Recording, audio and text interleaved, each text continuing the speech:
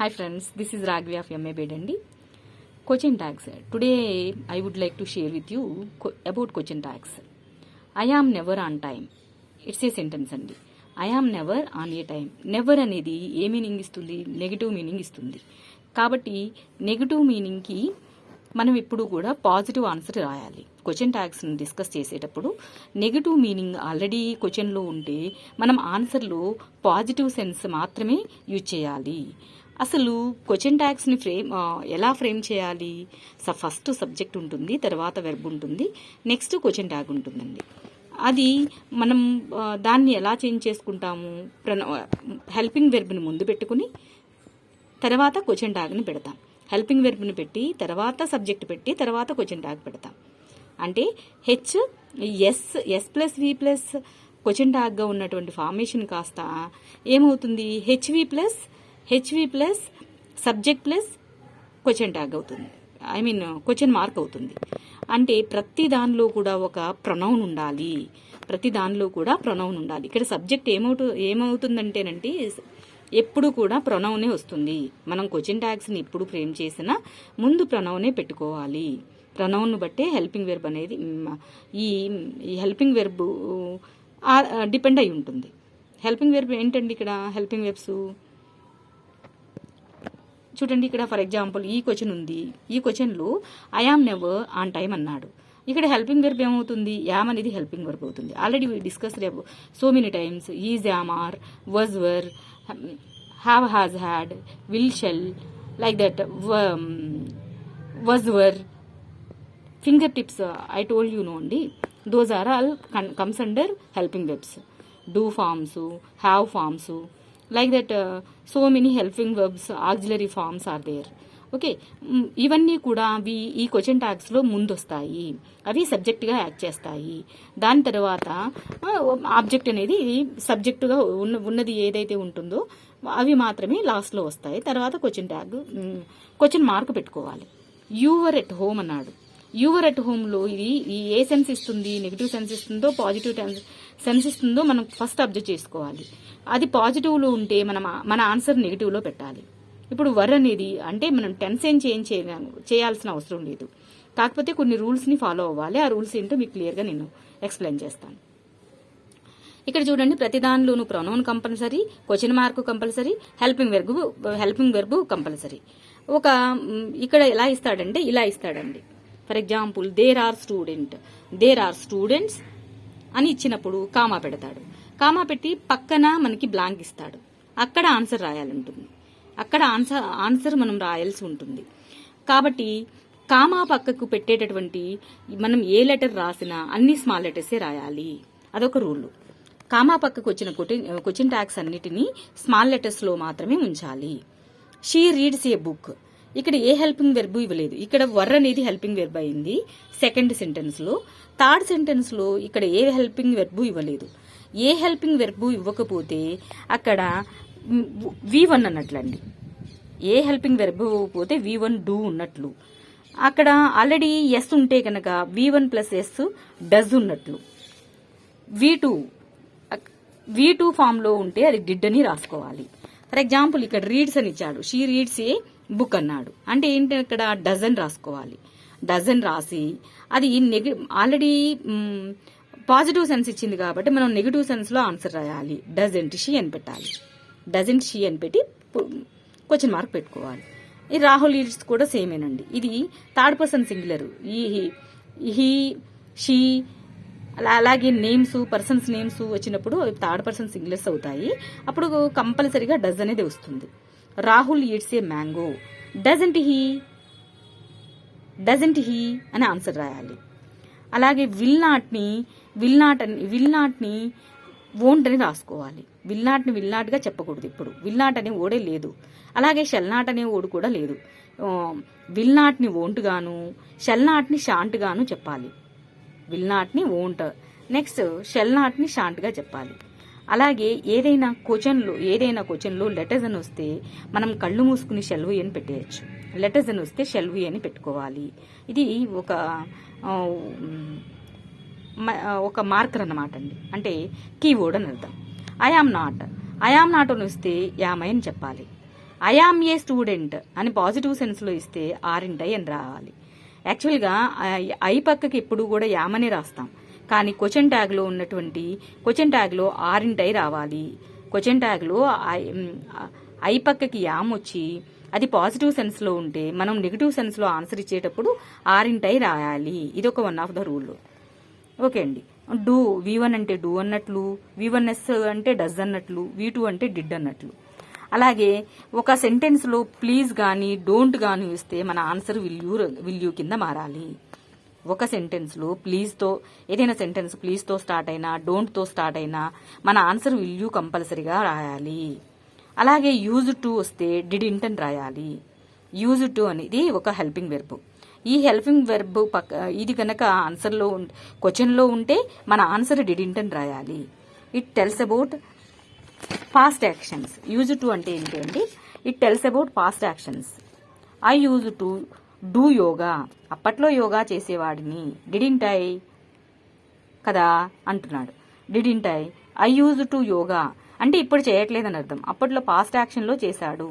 Use to అనేది helping verb అవుతుంది. Use to వచ్చినప్పుడు వెంటనే డిడింట్ అని పెట్టుకోవాలి. ప్లీజ్ వస్తే విల్ యూ అని, డోంట్ వస్తే విల్ యూ అని పెట్టుకోవాలి. ఇక్కడ చూడండి ఎగ్జాంపుల్స్ ఇచ్చాను.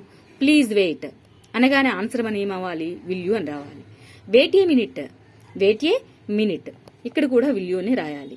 ఎందుకని ఇక్కడ ఏ సబ్జెక్టు లేదు, జస్ట్ కమాండ్ మాత్రమే.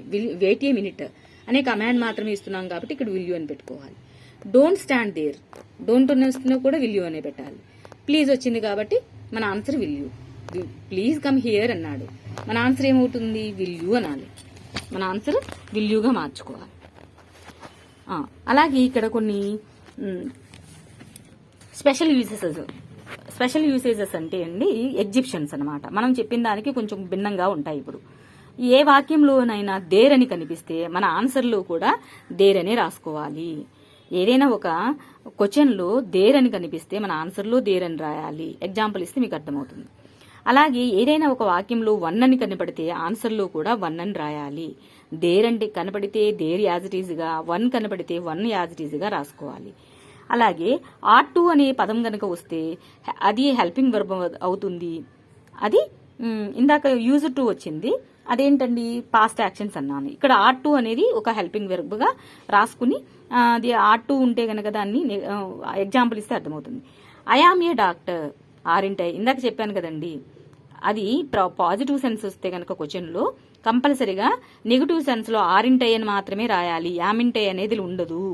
యామింటై అనే ఓడే లేదు. అలాగే మీకు ఇంకేం లేవని చెప్పాను. వోంట్ అనేది లేదు, విల్ నాట్ అనేది లేదు, షెల్ నాట్ అనేది లేదు. అలాగే ఇంకా ఇక్కడ ఏం లేదని చెప్తున్నాను. ఆరింటై అనేది ఉండదు. యామింటై అనేది ఉండదు. ఆరింటై మాత్రమే రాయాలి.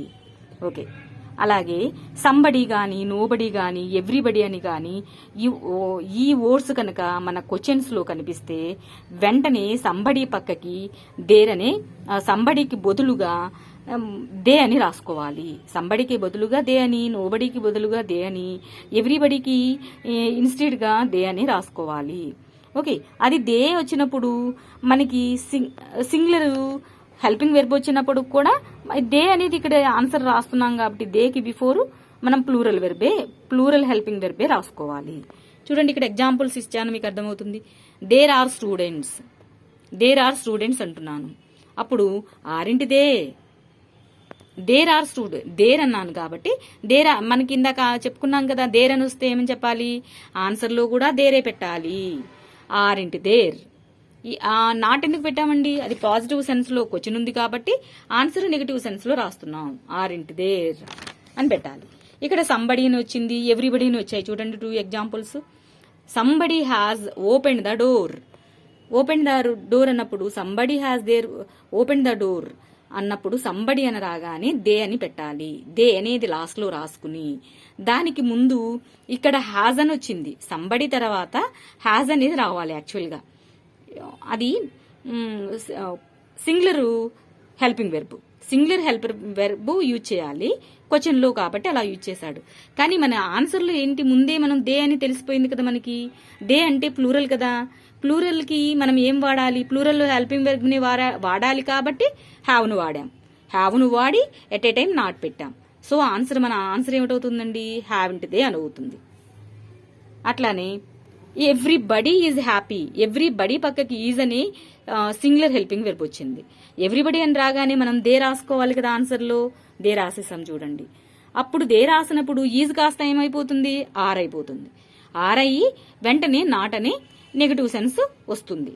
ఆరింటిదే. సో మన ఆన్సర్ ఏమిటవుతుందండి ఇక్కడ? ఆరింటిదే అవుతుంది. అలాగే వన్ పక్కకి కూడా వన్ రాసుకోవాలని చెప్పాం. దేర్ పక్కకి దేర్, వన్ పక్కకి వన్ అని రాసుకోవాలి. వన్ లవ్స్ వన్స్ పేరెంట్స్ అన్నాడా క్వశ్చన్. ఇక్కడ ఆన్సర్ ఇక్కడ ఏ హెల్పింగ్ వెర్బ్ లేదు కాబట్టి డజంట్ వన్ అనాలి. ఈ క్వశ్చన్ లో ఏ హెల్పింగ్ వెర్బ్ లేదు, కాకపోతే ఎస్ ఉంది. దాన్ని మనం ఒక గుర్తుగా తీసుకుని కీవర్డ్ గా చేసుకుని డజ్ అనేది పెట్టుకోవాలి. డజంట్ వన్ అని పెట్టాలి. వన్ అనేది కామన్ గా వస్తుంది. ఎస్ ఉంది కాబట్టి డజ్ పెట్టేశాము.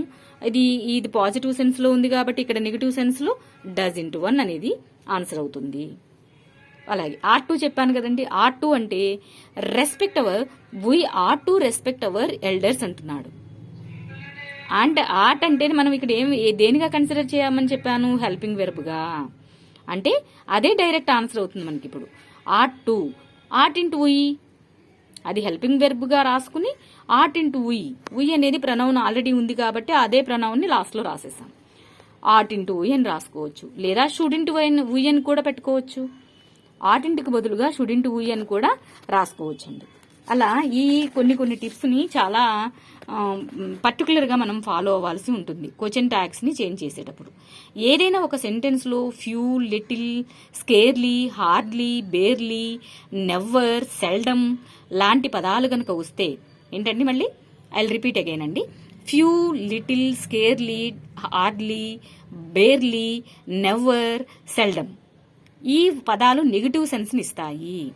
ఇటువంటి వాటితో ఏదైనా సెంటెన్స్ ఉంటే నాట్ని మనం రాయకూడదు. ఎందుకంటే అవే నెగిటివ్ సెన్స్ ని ఇస్తాము.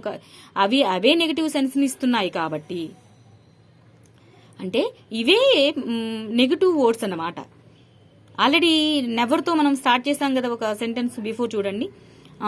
అలా అండి, నెగటివ్ సెన్స్ ని ఇవే ఇస్తున్నాయి కాబట్టి ఇక్కడ మనం మళ్ళీ ఆన్సర్ రాసేటప్పుడు నాట్ అని రాయకూడదు, పాజిటివ్ ఫామ్ లో ఆన్సర్ రాసుకోవాలి. అలాగే లెటర్స్ అని వస్తే షెల్వు అని, లెటర్స్ నాట్ వచ్చినా కూడా షెల్వు అని మాత్రమే రాసుకోవాలి. లెటర్స్ అని ఏదైనా సెంటెన్స్ లో లెటర్స్ తో స్టార్ట్ అయితే, లెటర్స్ నాట్ తో స్టార్ట్ అయినా కూడా మనం షెల్వి అనే రాయాలి. ఎందుకంటే అజ్ అనేది ఉయిని చెప్తుంది. అజ్ అంటేనే ఉయ్ అని అర్థం. అజ్ అనేది డైరెక్ట్ గా రాసుకోలేము మనం. ఇది అజ్ అనేది ఆబ్జెక్టివ్ కేసు అవుతుంది కాబట్టి మనం రావాల్సిన ఆన్సర్ మనకు సబ్జెక్టివ్ కేసులో రావాలి. అంటే లాస్ట్ లో ఉన్న ఆ ఆన్సర్ ఆబ్జెక్టివ్ ప్లేస్ లో ఉన్నా సరే అది సబ్జెక్టే అవుతుంది. చూడండి, ఇక్కడ ఉయ్ అనేది సబ్జెక్టే, ఎక్కడ చూసినా ఐ అనేది సబ్జెక్టే, యు అనేది సబ్జెక్టే. అలా ఇక్కడ అజ్ అనేది సబ్జెక్ట్ కాదు కదా, ఆబ్జెక్టివ్ కేసు అవుతుంది. అందుకని అజ్ ని ఉయ్గా మార్చాము. అజ్ అని ఎప్పుడు కనిపించినా ఉయ్ అనేది షెల్వి గాని, లెటర్స్ అనేది ఎప్పుడు కనిపించినా షెల్వి అనే రాయాలి. థ్యాంక్ యూ అండి.